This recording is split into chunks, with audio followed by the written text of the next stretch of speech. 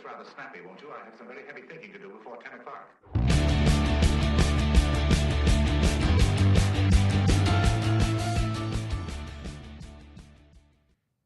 There we go. Good morning, everybody. We are the trio here. Get it right, Texoma, and it's raining. It is raining outside. And it's not helping you. No. You have a project. Yeah, I'm working on my septic system, so I dig 2 12-foot by 4-foot holes, and then it rains. Yeah, well, that's maybe Texas. I can just build a swimming pool. There you go. Yeah, go have some fun one of with them cement ponds like they say Beverly Hillbillies. Yeah, the trio is Terry, Trey, and our podcast partner in the sky, Mike. Yep. And so we're here every Friday morning and live, 7:30. Yeah. And we have a guest a little bit later. Yeah, and, Cindy Shafer from the Wichita Falls Chamber of Commerce is going to be in with us. She's in charge. She's the head honcho. And she's which is what I heard that one of the Democrat socialists, the Democrat Socialist American, we'll talk about their platform next week. Maybe we don't have time to do it this week. But, one of the idiots that is part of the Democrat DSA was on a podcast, and that was her idea was to abolish the presidency and maybe just start calling them that head honcho. Oh, okay.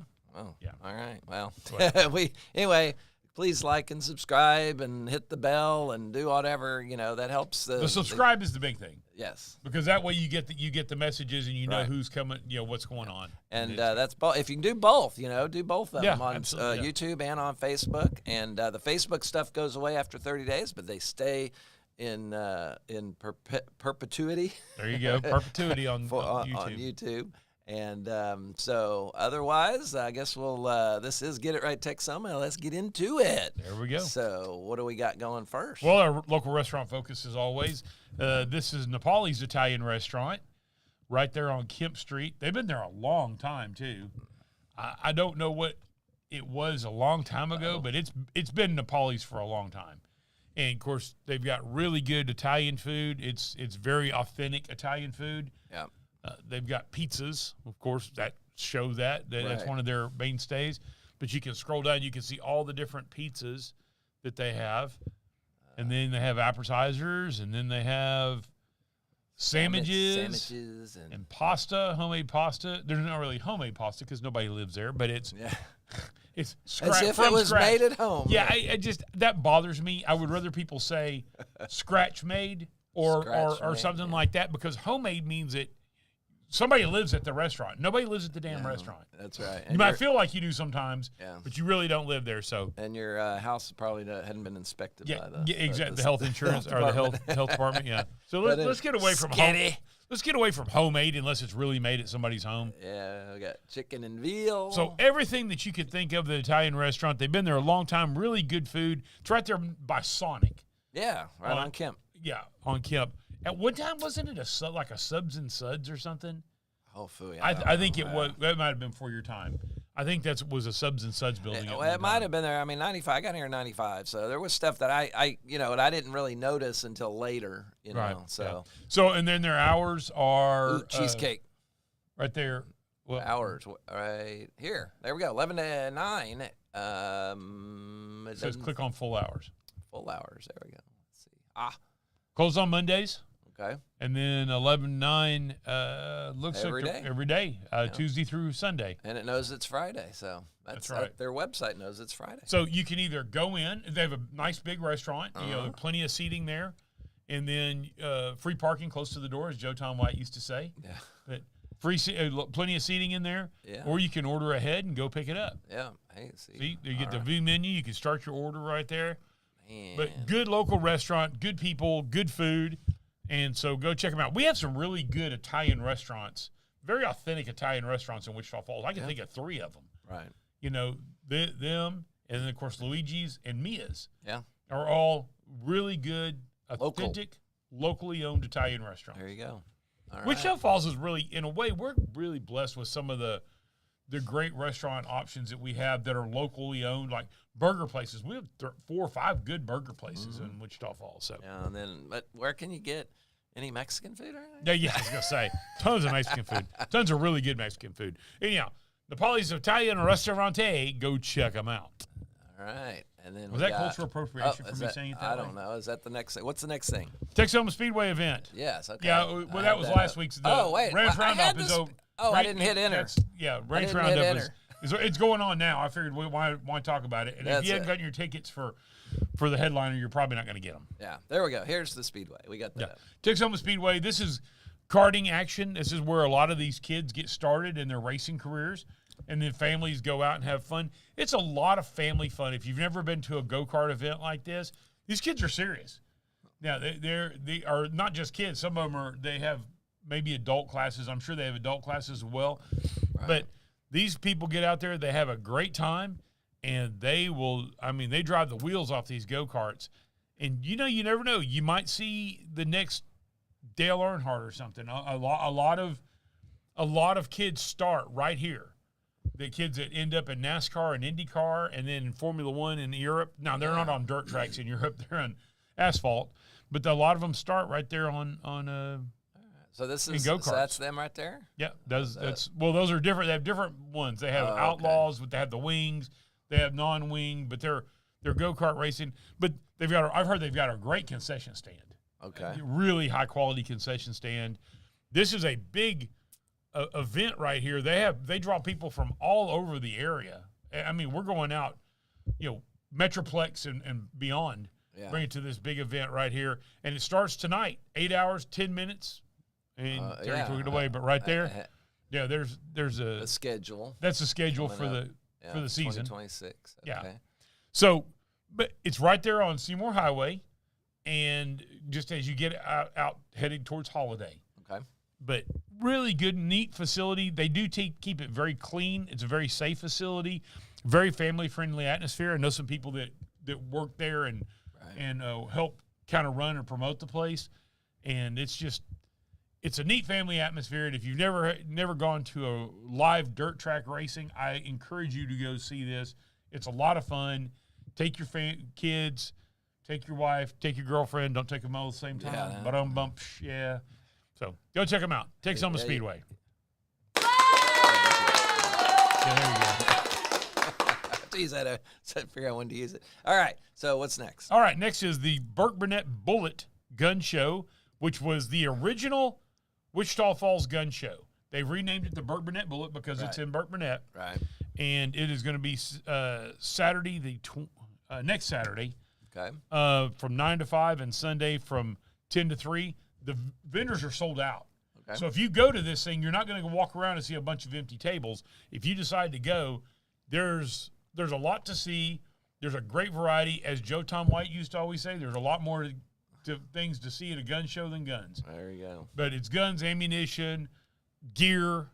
Then there's a lot of people have like popcorn and snacks and fudge and all kinds of stuff. It's a real interesting thing to do. It's a Burkburnett Community Center, which is, I believe, on Davie Drive. Okay. It's right down when last week we promoted or 2 weeks ago we promoted their 4th of July event. Right. The community center is basically on the same property. It's on the same street. Okay. It's right there, but pretty close to the water tower and the high school. Of course, our good friend Mike Rucker runs this, and he ran it for Joe Tom White for very, very many years. This is the original Wichita Falls Gun Show that Joe Tom White ran for many, many years in Wichita Falls at the Activity Center, going back as far as that goes, and then the Impact for many years. And Mike Rucker was right there and did a lot of the work. So Mike and Sheree Rucker, they have taken this over since Joe Tom White passed, and now they own and now it's called the Burkburnett Bullet. So it's next Saturday, which is the 25th. The 25th. Next Saturday and Sunday from 9 to 5 on Saturday. 25th and 26th, Yep, and 10 to 3 on Sunday, right there in Burkburnett at the Community Center. And it is going to be a huge show, completely full of vendors. So as our friend Joe Tom White used to say, don't you dare miss it. There you go. All right. When we talk about, I've got to use my Joe Tom White. And by the way, this is not making fun. This is an homage. Joe Tom White was one hell of a guy. Oh, yeah. He absolutely was. He was really somebody that I really looked up to, and not only in the radio business, but just as a human being. Right. But I used to love to be on his radio show and that sort of thing. if you never got a chance to listen to Joe Tom White, he and Mike Campbell, who's the county judge, we saw Mike last night, used to have the Wake Up, or what was it called? The Rise and Shine show. The Rise and Shine. Yeah, it was Wake Up Call when Mike took it over. Yeah. So it was a Rise and Shine show on News Talk 1290, and then they started there was on other stations before that. But it was a morning talk show. They talked about community events, talked about like this, talked about politics, Texas, world.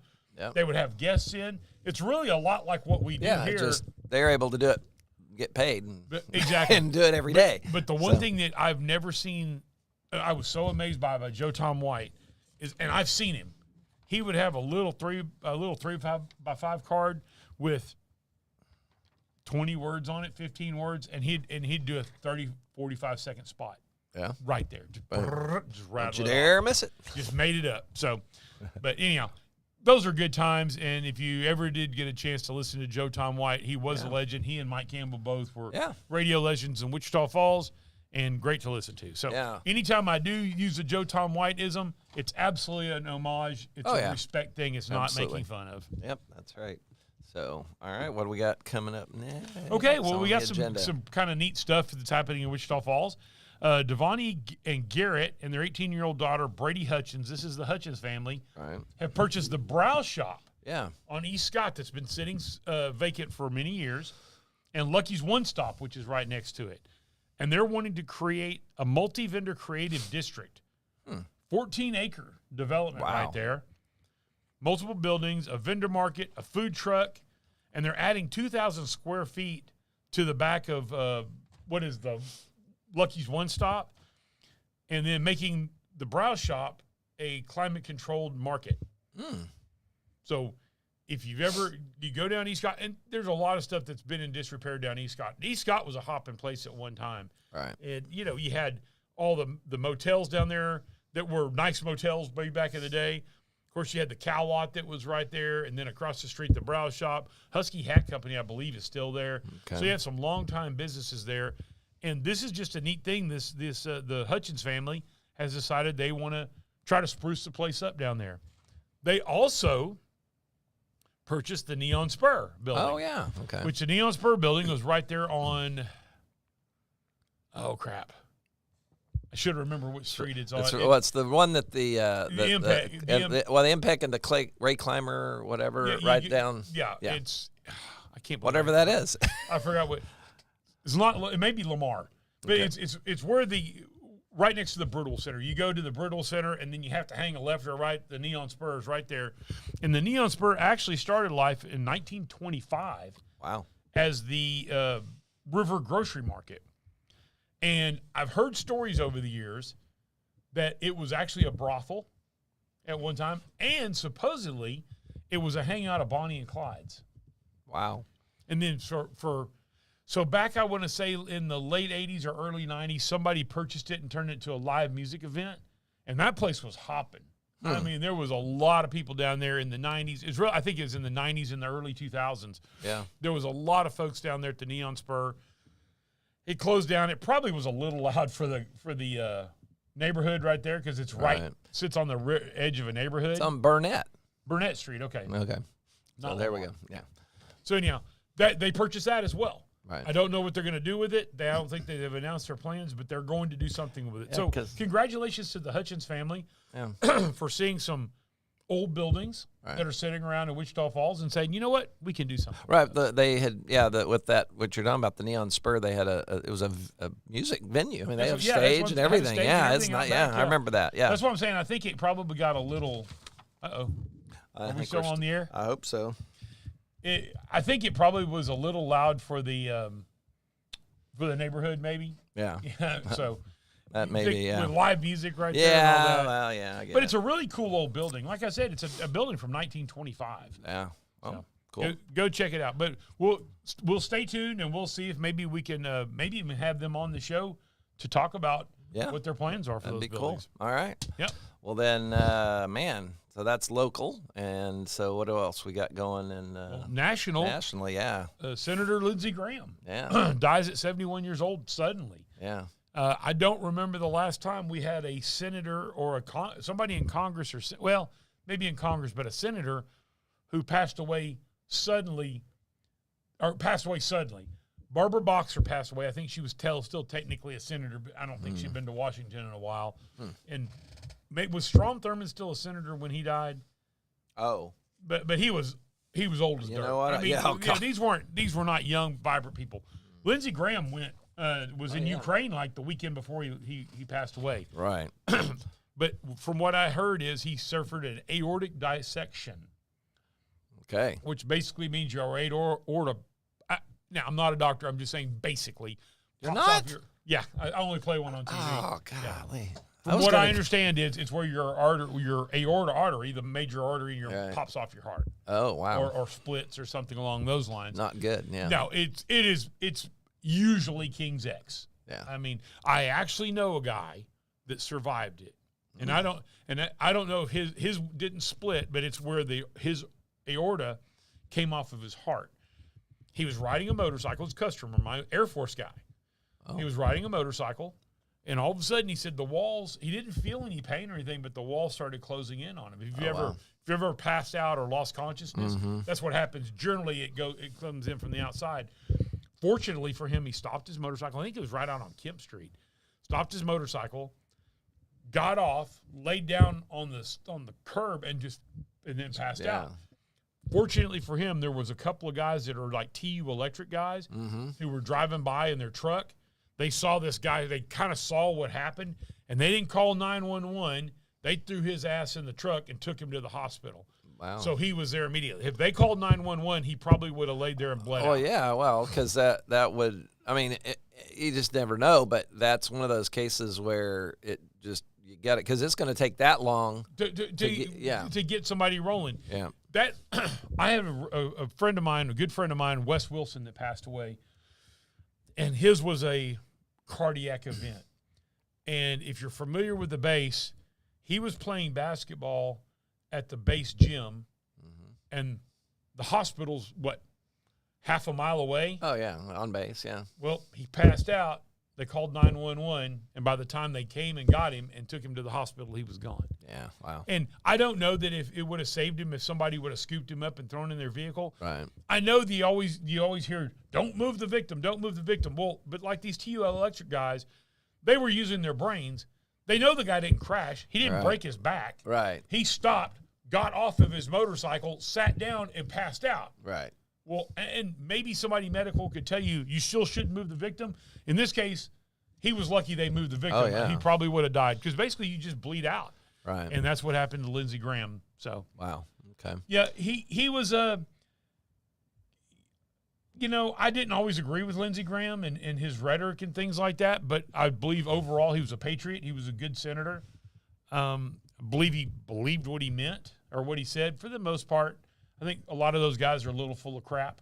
They toe the party line and that sort of thing. So, anyhow. But Lindsey Graham dead at 71, I believe it is. Okay. So very young. Yep. In this day and age, it's pretty young. Okay. So, next we got Hotter than Hell 100. Is that what's up? Or no? Go ahead. You're already there. Oh, okay. The Hotter than Hell 100 host home program. I can re-go back. Yeah. All right. All right, got it. Home program matches cyclists with local volunteers who can provide a place to stay because the hotels fill up. Exactly. Because they will fill up on the race weekend. And so a spare room where they could put a sleeping bag, a rollaway bed, and just basically they just need a place to, because a lot of people do. They just come in, do the race, and leave. Yeah. But it's so early. The night before. Right, before, right. Yeah, the night before. And so if you're interested in being a host family, and a lot of times I've never done this, but I know people who have done it, and everybody, they make sometimes lifelong friends. Yeah. And I've never heard anybody said they had a bad experience. Everybody seems like they have a pretty positive experience like that. So, if you're interested, you go to hh100.org /host homes. All right. So go ahead. That could be ex murderer / Hotter than Hell 100 bicyclists. Could be. You something. Never know.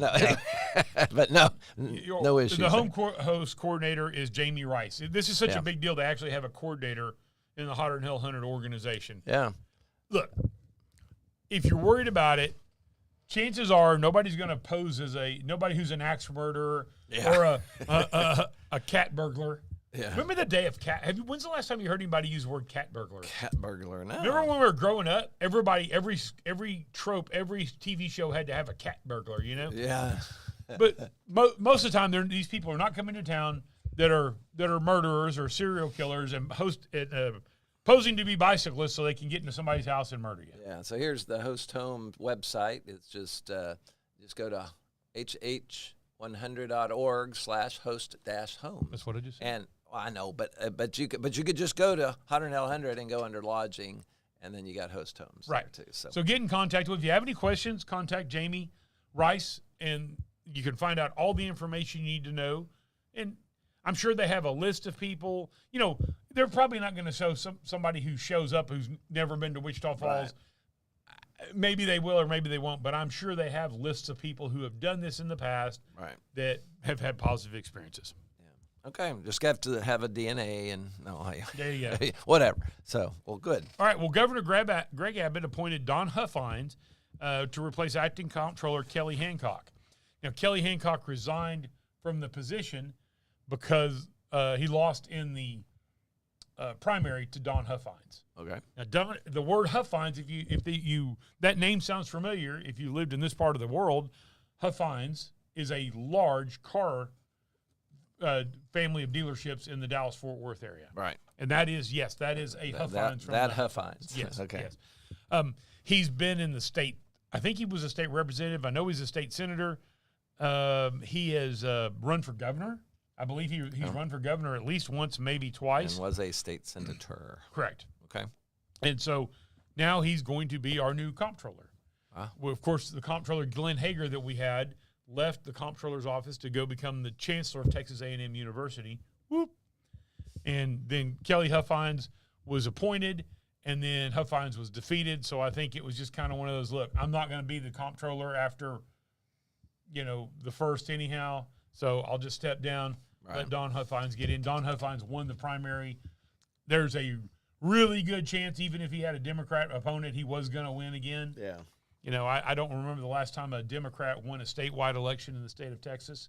I mean, you have Democrats that will win mayoral and local, state representatives and senator states, but a statewide representative, a statewide office, governor, lieutenant governor, comptroller, railroad commissioner, on and on and on. I don't remember the last time it happened. But it's the same thing.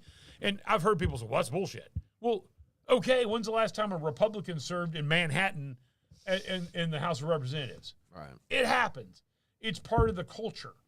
I don't remember the last time a Democrat held an office. It probably I don't know who the last time a Democrat held an office in Wichita County. Yeah. Or Clay County or Archer County. Yeah. Oh, it's just the Democrat of David Farabee was probably the last. Yeah. I was trying to think here. I bet it was David Farabee was the last time we had a state representative that held a seat in Wichita County as a Democrat. And he was, David was a very conservative guy. Yeah. He was a legacy. His dad was a Democrat, was an old Texas Democrat. Right. And by the way, if you're not from Texas, the traditional Texas Democrats, the joke used to be a Texas Democrat's more conservative than a New York Republican. Oh, yeah, that's still probably true for the most part. Well, a traditional Texas Democrat. Yeah, well, that's true. It's kind of hard to say with this party going crazy. Like I said, we're going to next week we're going to talk about the Democrat Socialist of America Party. They're getting a lot of traction, and they're making a lot of noise. But if you look so far and they go, oh, they're winning seats. They're not winning. They're not going to, they're not going to go against James Frank and win his seat, a Democrat socialist. They're going to blue places that are already pretty blue, and they're maybe making it a little bluer. Yeah. It's not like a Republican was going to win anyhow, or even a moderate Democrat was probably going to win. Yeah. They're basically taking places that you already have very liberal Democrats and just being more liberal about it. Damn. Okay. And some of their stuff is kind of batshit crazy in my opinion. Yeah. Okay. Well then, what you got there on this other eight men? Yeah. Okay. So we talked about this before, and I'm sure. I mean, it was all over the news. the UFC held an event at the White House. Yeah. And a mixed martial arts event at the White House. It was this huge event. A lot of people really enjoyed it. I loved the event. And it was the first time that all 7 fights were finished by stoppage. And by the way, this isn't professional wrestling. These guys are literally beating each other up. It's like our boxing, you know. They're fighting. They're putting people in arm bars, you know, they're submitting people or whatever it is. But apparently there was a thwarted assassination attempt.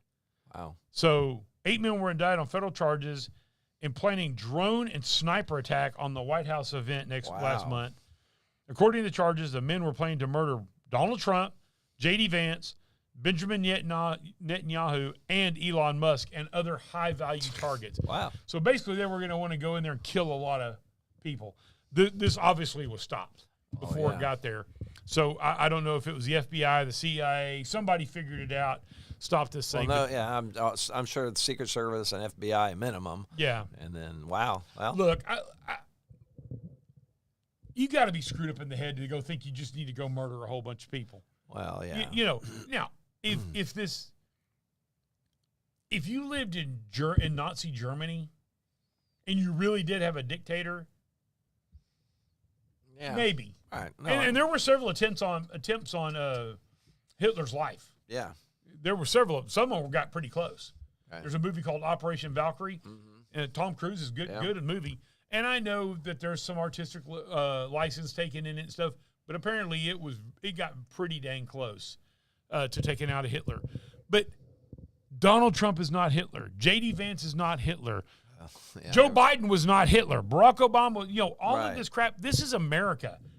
You know, whether we agree or you agree with a president or a vice president or somebody's politics, I would have never.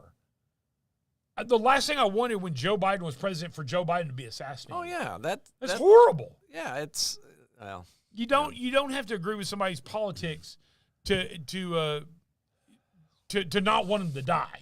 Well, yeah, and even if you or I saw somebody who was conservative, let's quote conservative in that case, that they believe somebody wanted they should off the president at the time, no, you're an idiot. Yeah, and Elon Musk. Oh, so we're the richest man in America who creates more jobs and has created more wealth for people. That's what I'm getting at. You know, you hear these people go, "How rich do you need to be?" It's not like Elon Musk has a pool full of gold coins that he dives into like Scrooge McDuck every night, or he could just peel off $1 trillion in cash. No, it's tied up his investments. In fact, I don't know that he's a trillionaire anymore, by the way.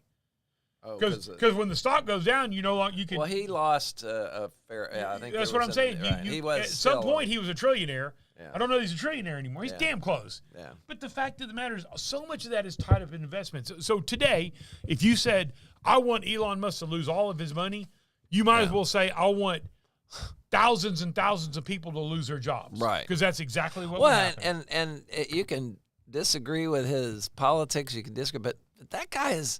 You know, he's driven a lot of innovation. Yeah, absolutely. And no, he didn't do it himself, but he had several things going for him. He had to have the vision, and had to have the money to be able to. Because he had the leadership. And the leadership, vision, leadership. He drove you can imagine whatever, but if you don't lead it, exactly. But he took a lot of risk. How many times? There's been several times that he was down to his last dollar and didn't get, if he didn't get a certain funding or whatever, that he would have gone away. As Tesla and I think SpaceX both were in some level of situation like that. But he just took and built on his success over time, and he has. Again, you think he's a jerk, but he's a smart in a lot of ways. Is he smart in everything? No. No, absolutely not. No, we're not. None of us are smart in everything. He comes across as a prick. I mean, I think he's a nerdy little prick. But if you get a chance and throw all that out and let him talk about what he does, and I've watched a number of things. I haven't read any books or anything like that on him. I just observe what he has to say. First. Yeah, I don't know. Or you can listen now. Yeah, that's it. Yeah, audiobooks. But anyway, so you just got to give the guy a lot of credit. And I wonder what it looks like on their succession plan. Yeah, who knows? Man, I'm that would be hard. First off, I don't know if it go to his kids, it would water it down because he's got like 47 kids. Oh, that's true. He's just have a few here and there, and So, but no, what you have to give him credit for is he is absolutely the most prolific visionary. Yeah. Especially when it comes to tech and that sort of engineering of our generation, several generations, but damn sure our generation. Right. And I think it's different than Apple. Apple was around long enough, and Steve Jobs, he died too soon as well.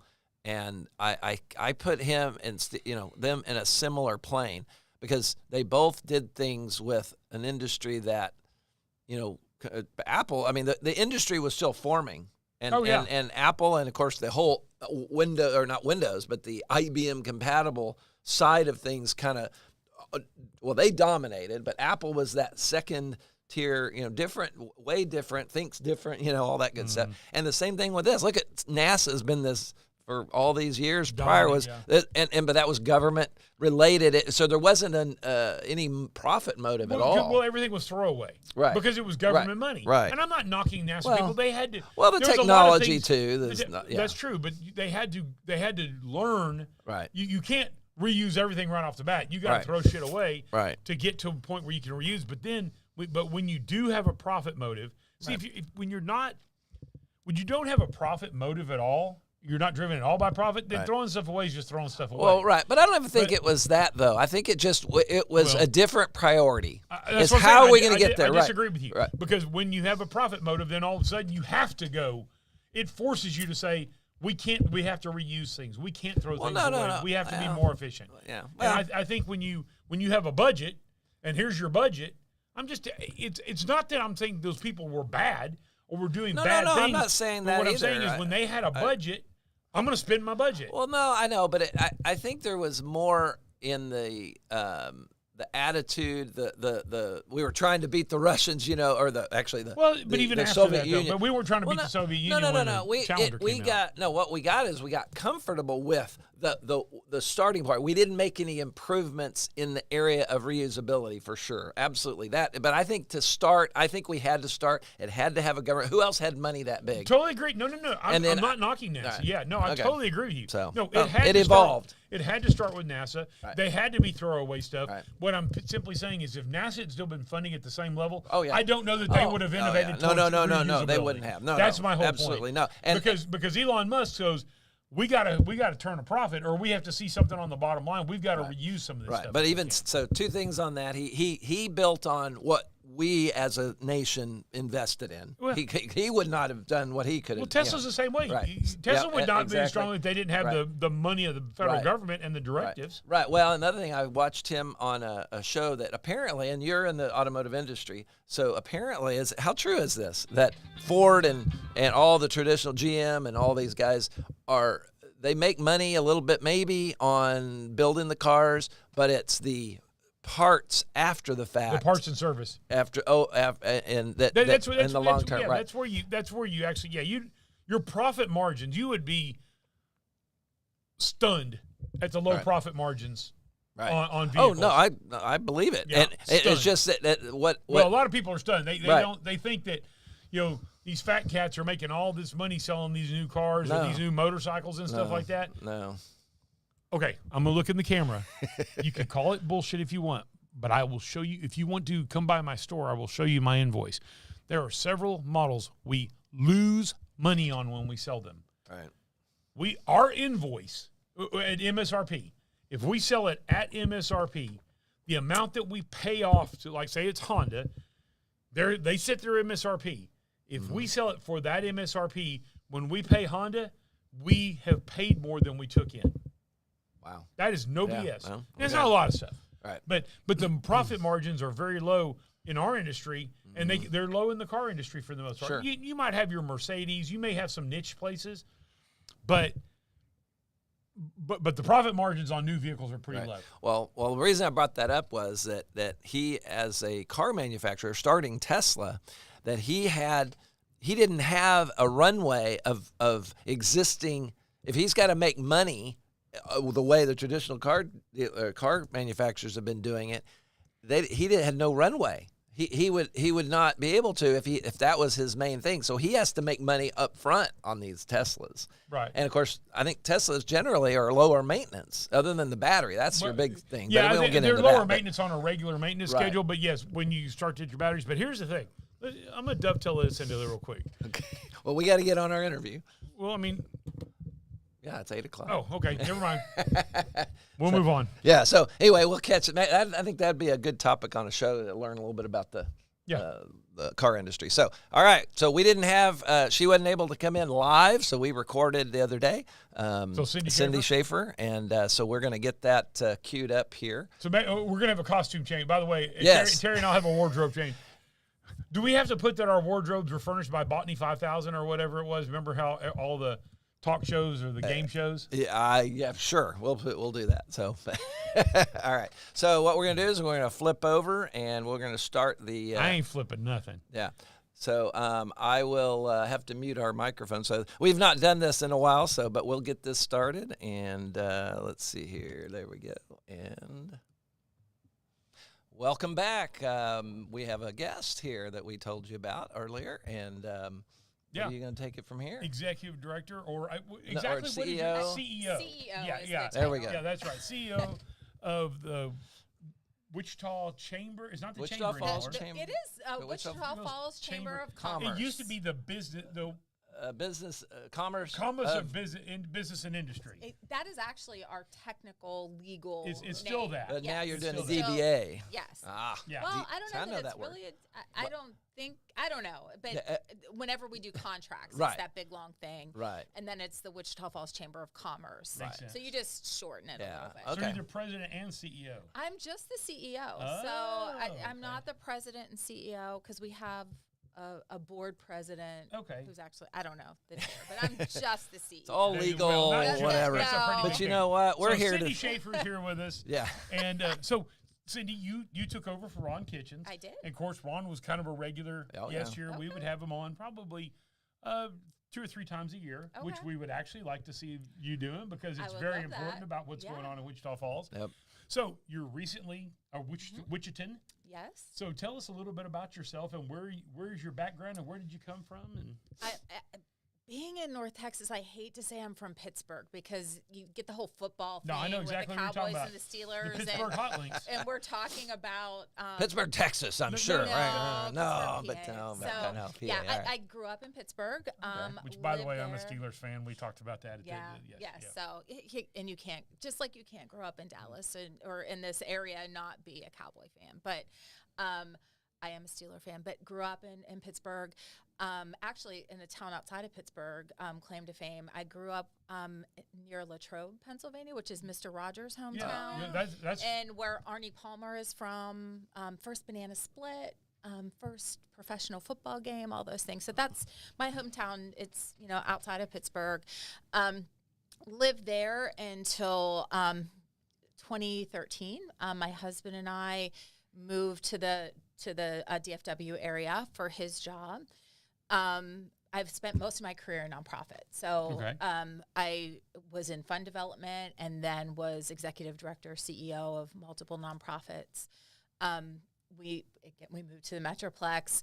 I worked for a pretty large nonprofit in Richardson called Network of Community Ministries. And during the pandemic, and we did poverty work, so help people get out of poverty. But we also partnered with the city there to do disaster recovery. There were 10 tornadoes one year while I was there, and so we did that disaster recovery. Which, funnily enough, she didn't go, I'm getting the hell out of Texas. Well, not out of Texas, but then the pandemic happened, and we saw people who were living in $1 million homes come for food because they lost their jobs, lost everything. And it was a really difficult time and to be in that kind of organization. My husband retired, and we bought a home on Lake Game and Carter and Bowie. And got out of the Metroplex, and I started working remote, doing nonprofit work remotely.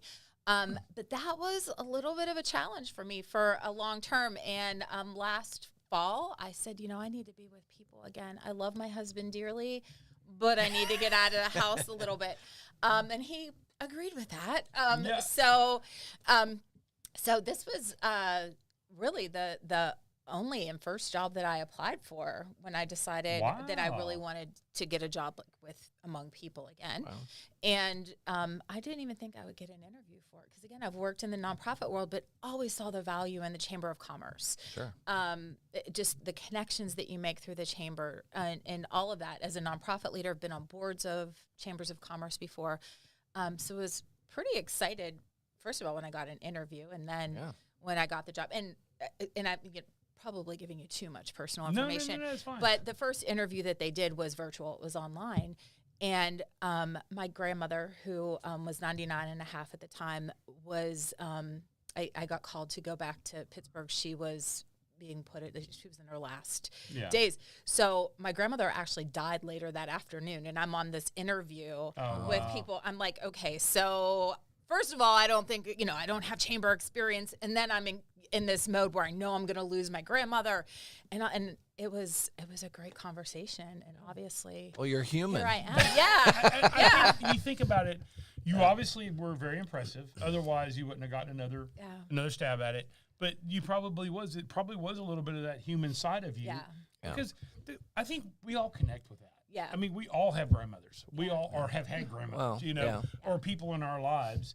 And I don't think it necessarily matters. I had a great grandmother that lived to be 107. Wow. So that's amazing. you kind of go, hey, they lived a great life, but you're still sad that they passed away. Sure. I mean, because we all have to accept that it's all Grim Reaper's coming for all of us at some point. Right. Well, and I just thought, kind of going off that, is that by obviously them calling you back and you having that conversation, and then the fact that they did call you back and they understood, and I bet that made you feel more comfortable to even work for the chamber and those people on the board and all of that. Yeah, they were great. It was a great conversation, and but it was always just very easy with that search committee and the community and meeting people from the community, because all of my career has been about making connections and really about what that can do for not only you personally, but the organization that you're representing, the city,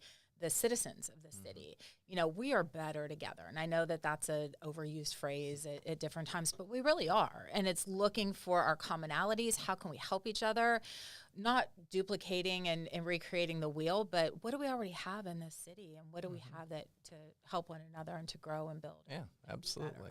All right. So the Chamber of Commerce has really evolved pretty significantly. Oh yeah, over the last three directors. I mean, or CEOs. Henry Florsham came in, and he was kind of that first push of kind of modernizing the way it goes.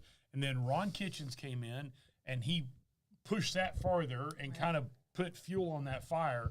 So knowing that fire's already been lit here, obviously, you walked into a decent, it's not like you walked into a crappy place and went, oh my goodness. Yeah. So, but now that fire's been lit, what are your priorities to make sure that fire stays lit and grows? Yeah.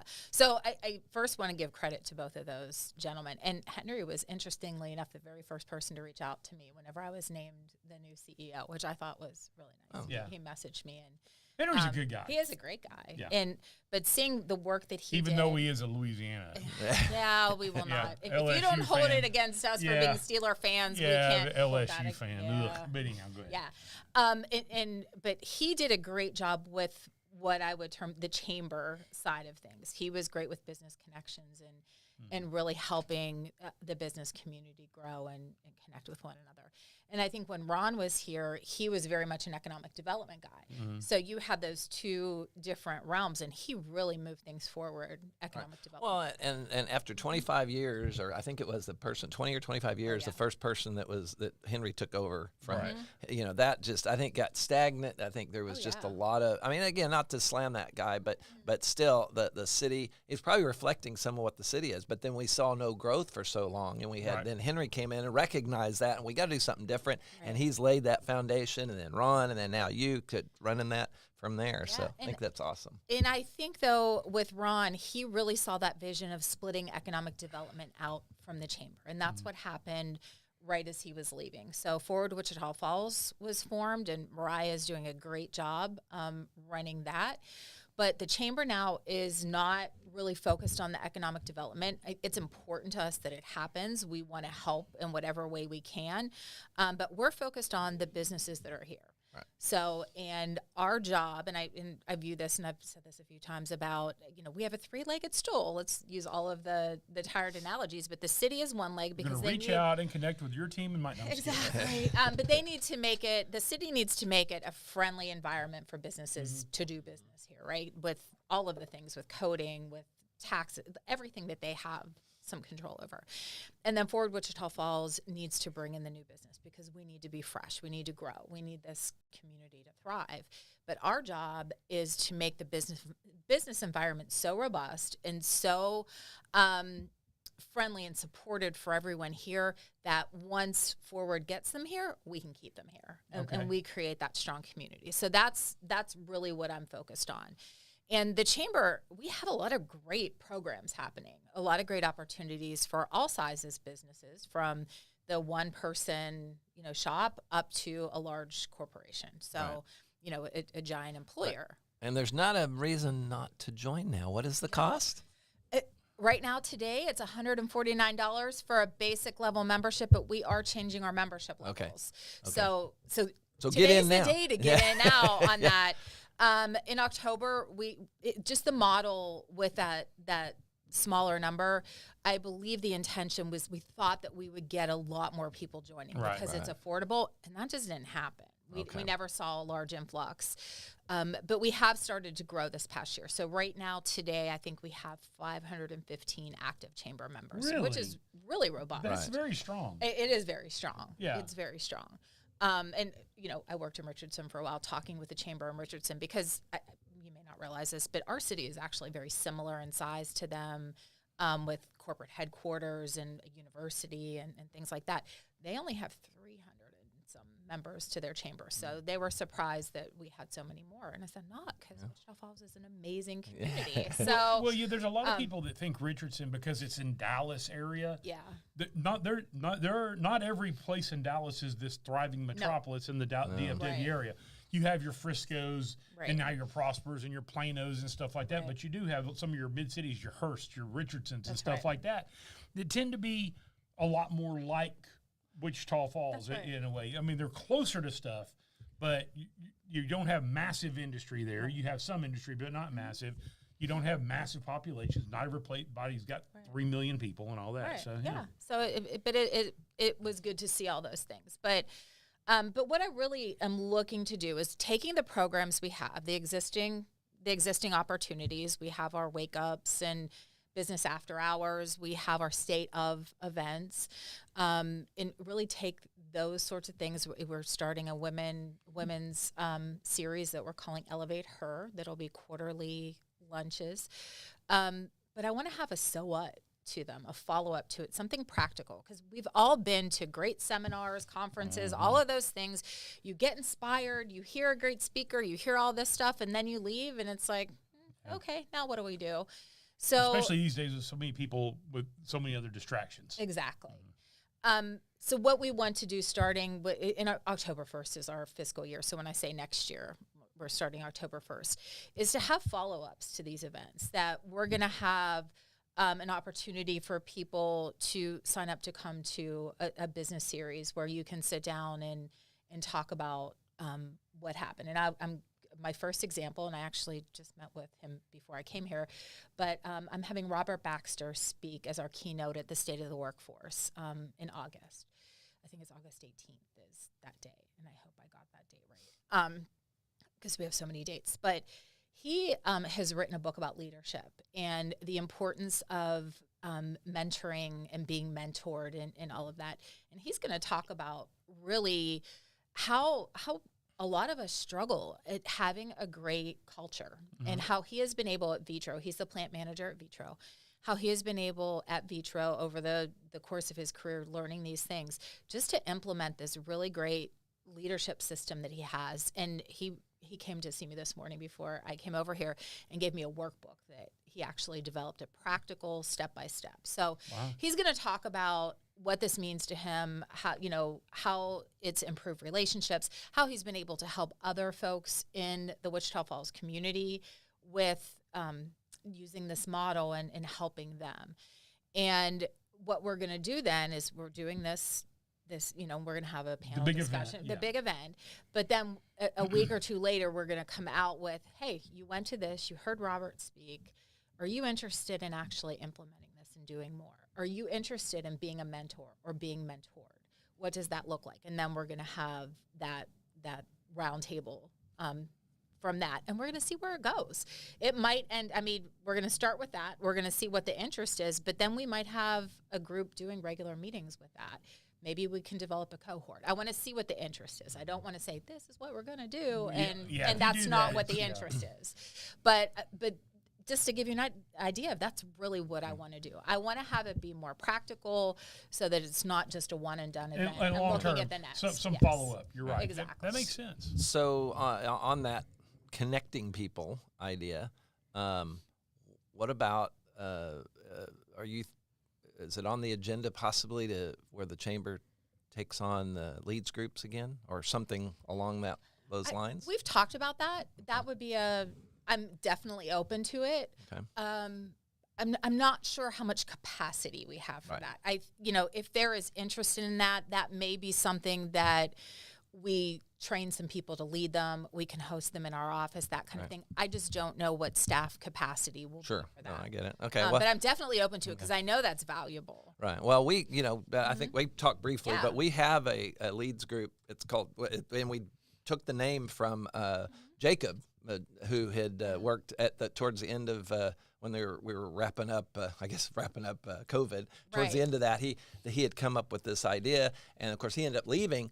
But we had some of that new link up is what he called it, and there were a couple of those groups, and it was kind of a little bit of start and stop, but we kept one of them going, and that is happening. So we meet here every Tuesday morning at 8 right now, and I think we've got you. Did somebody reached out to you? I think Sarah. Did you talk to Sarah? Okay. Yes, I did talk to Sarah. Okay. Well, anyway, I think she said you're coming, but I don't know that. So you're scheduling on the show. Great pod, Terry. Great pod. But anyway, so I'm happy to come. Get I your want to say calendar out, please. there are things that I'm scheduled for that I don't know. I'm like, oh yeah, that's right. You probably have somebody who helps schedule you, and you. All of my people can schedule me. Yeah. So, okay. Well, hey, there. Yeah. But yeah. So anyway, okay. Well, that's I understand the capacity to be able to do it because it does take resources and time for somebody to manage it. So yeah. So it's so everything's not free. No.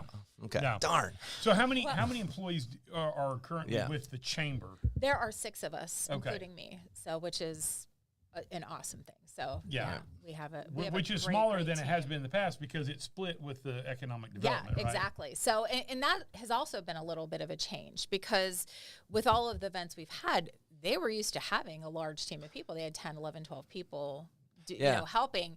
Now we have 6. So we really have looked at some different venues than we hadn't normally looked at before that are a little bit pricier. But when you look at what is our capacity to do something, some of the places we had events, we were setting up tables, tablecloths, chairs, all of that. We can't do that now. Right. So we have to look at places where it's like plug and play. We just have to. Well, for instance, this next event, where is it going to be? MPAC will be where our state so it's not going to be out. It's not going to be out at Midwestern. No, they've had stuff at Midwestern. Yeah, where I believe that you do have to do a lot of the legwork. And we had that relationship with them for a while, and they completely understand. We just don't have the capacity to do that anymore. So that was an amicable understanding between us. So it's great space. We just can't practically use it. Okay. Well, I love top threes. This is my thing. So I just about everybody who's in a leadership position, I ask them, what are your top 3 objectives? And they don't have to be in any particular order, but what would you say your top 3 objectives for the next year, 2 years is? Number 1, and this would be no matter where I was, what I was doing, to invest in my team and to create a team that continues to want to be part of our chamber team. I've always felt that if you invest in your team, your staff, everything else will flow out of that. Because if you don't have a good team or a team that's working together, you might as well just give it up because nothing else happens. Number 2 would really be for people to see the value in their chamber membership, and that we are not just increasing the number of members that we have, but increasing engagement. That we get a lot of feedback from people that, well, I'm dropping my membership because I don't get anything out of it. That we are finding something for everyone, that there is value in that membership, whatever level. So that, that increased engagement among our members is the second objective. And the third objective, and this is just immediate, I would like us to get a 501c3 so that we can pursue donations rather than sponsorships. And that is going to make impact for us. I'm going to say in our military. We work with Shepherd Air Force Base, and we have a staff person that is dedicated to be the military liaison.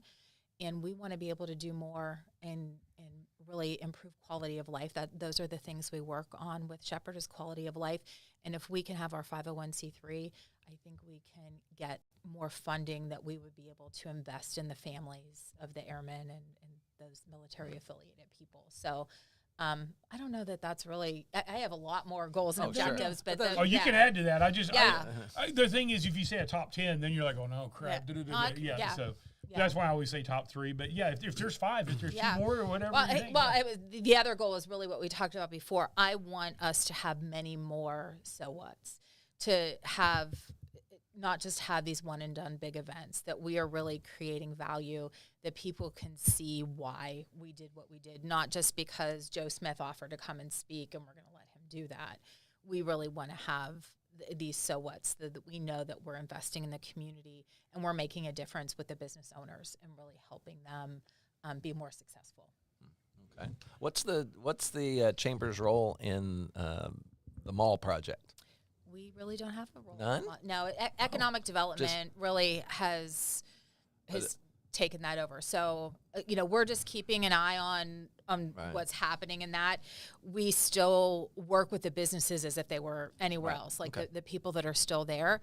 But we don't have a specific role. Okay, so all right, because that was taken, that was separated out. Okay, so but as far as if you decide you want to come to Wichita Falls as a business, or you want to open a business, or you want to move into this new project that's somewhere in the mall or anywhere for that matter, then you guys are there. And so to support we support them once they come in, and we do. I mean, we are still in the same physical space as Forward Wichita Falls, so there is conversation back and forth. With XYZ business is coming to town, would really like you to meet them so that they can know who we're going to hand them off to when they move here. So we want there to be warm handoffs so that, Forward Wichita Falls gets them to come and invest and plant their business here. And then when they're done, they just don't want it to be, all right. Well, that's going to be hard for me to, that's hard for not just me, I'm sure, but a lot of people to separate that, because to me, in some ways, they are the same. That's why they did the functions were within the one organization at the time. But we're hopefully, by specializing and separating that out, then gotcha. All right. So, but do you have any? So there's, as far as future, so you don't really, other than knowing what's going on there, you're just not in that part. Okay. No, I'm not in that. I'm probably more in the loop on, different businesses coming from being in the same physical space. Sure, but we respect confidence. We have a door in between us. Yep. And, we see. But I think the handoff, I think what you're talking about is, so Fort Wichita Falls says, hey, come on in. Right. Longhorn Steakhouse was just announced, okay? Right. Which never eaten in one, seen a bunch of them. I've heard it's pretty good. So they're not going to say, hey, show up, and then, by the way, if you're interested, there may be a chamber. No, they're going to, you're at some point, somebody from your group is going to be introduced with somebody from their group, and we're going to go, hey, we're here to help. Exactly. And we really try to get them integrated into the community. So if you have a larger business who's coming here, they need workforce. They need to be connected to an IT company, to all of that. We try to meet with them and just, hey, what do you need help connecting with? How can we help you with that? And so we really try to be that resource for people. Well, speaking of that, sort of on the lines that you just kind of mentioned, what about the locally owned business here in Wichita Falls? I just feel like that over the years that, yeah, we've talked a big game, quite honestly, and nothing against, this is not to slam Henry or Ron, but at all. It's just that sometimes the local businesses, you know, there was this big focus in downtown for a long time, but what about those of us who are not downtown? Right. And so buy local, basically. Because past situations were that when I brought up this buy local, there seemed to be this balance that the chamber had to play because they've got the big businesses that aren't really local, the Walmarts, the whatever, Sam's. They're in the chamber, but they might feel like you're, So I don't know. Because I don't know. I will always defer and give priority to our members, and many of the big box stores are not chamber members. Yeah. So they don't. Some of them are. Some of them are. Right. Like who is? Well, Sam's used to be. Yeah. As an example. Okay. Right. But I'm just saying they're big, and I don't know if Walmart big. is, but and we Sam's, still support them. Not heard of Sam's. yeah, I never heard of that. Yeah. Yeah, I mean, we try to spread the love around to all Right. of our members, and Right. and when we purchase things, have events, we try to spread that around to different people.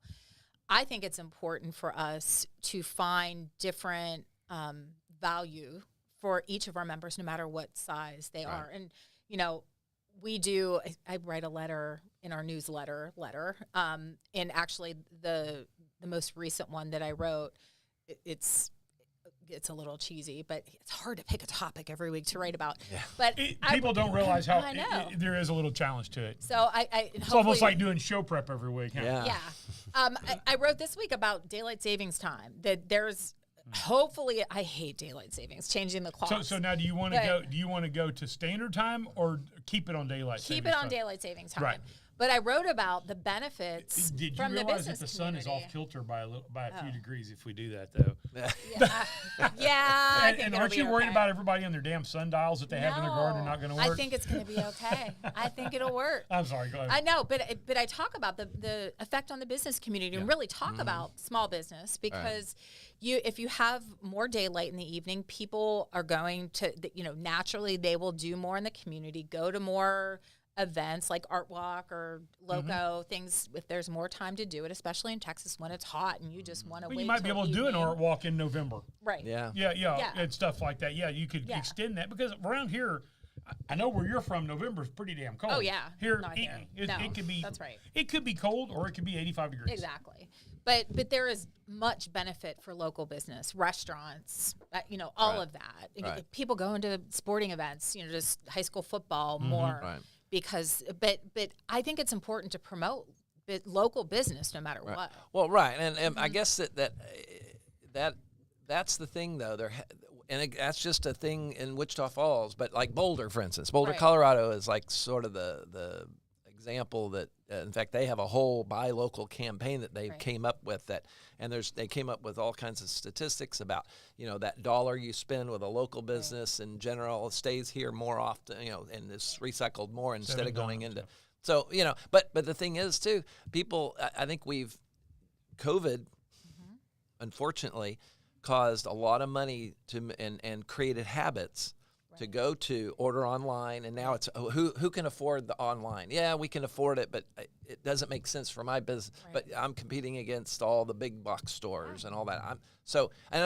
I'm all for competition, and I think we have to deserve it as a business owner. If you're local, you need to earn that. But you've got to have a chance to earn it. Right. That's the problem. Exactly. If everybody sits around in their underwear and orders everything online, you have no chance to show you. Right. The problem is that people don't care as much anymore. I know. That's why customer service sucks everywhere. Right. You think about it. Customer service is really crap. Oh yeah. In a lot of places because people don't care. And we as customers have kind of allowed that and accepted that. Well, and look what happened before COVID. Where were the lines at Walmart and at Target and everywhere? They had the self-checkout. They tried it multiple times, but where were the lines? In the real checkout. But then now, what is it? The lines are now on the self-checkout. Now, they've done that purposely. I'm telling you, restricted. This is going to be these are going to be the end of our society. But anyway, I'm telling you, social media is the worst thing that's ever happened to our society. And I'm having and one of the best. Yeah, and on one mentality-wise, I don't try to compete against the big box store because I've got more. I'm doing much more. But it doesn't make it easy, and I'm not asking for anybody just to, a charity case or anything like that. I just would like my membership to focus, if they can, if you can. I know you have to balance that out, but even Sam's, just as a bring it up, they actually support small business, but they also, I mean, they're but nobody's. By the way, we don't have a tagline should be where you can buy 5 gallons of mayonnaise at one time. Yeah, Sam's. Yeah, well, that's true. Yeah. But anyway, I guess that's just as a member that I would love for if there's a way that you can without. And I understand the balance, but it just seems like that we don't have that organization here that's focusing only on local. Right. And well, you really who else? Can't though. No, I think. Well, I don't know. Not only. That's why I'm throwing. Only. I know. No, not only. Yeah. I know what. I do not know the percentage wise, but the majority of our membership are local. Okay. Yeah. They really are. Right. I would I've say looked at the list. I would say those that are a lot of our manufacturing plants. I mean, they're not, but that's not the same thing.